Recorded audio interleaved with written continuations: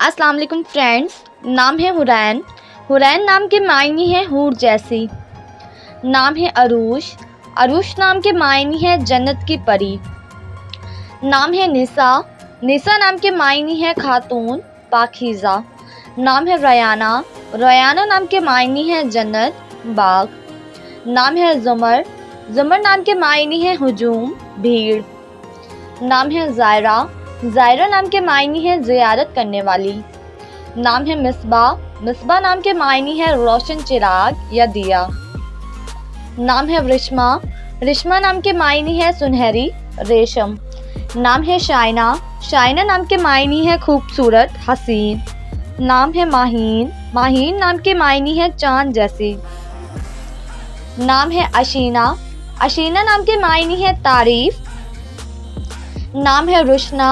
रुशना नाम के मायने है रोशनी फैलाने वाली। नाम है अनुशे।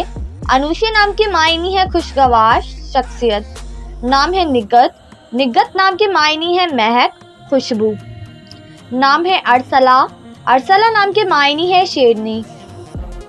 नाम है रक्षंदा। रक्षंदा नाम के मायने है रोशन बहुत उम्दा। नाम है दिबा। दिबा नाम के मायने है नाजुक मुलायम। नाम है अकीफ़ा। अकीफ़ा नाम के मायने है इबादत गुजार। नाम है ज़ाकिया। ज़ाकिया नाम के मायने है पाक साफ। नाम है नरगिस। नरगिस नाम के मायने है एक फूल का नाम। नाम है रक्षी।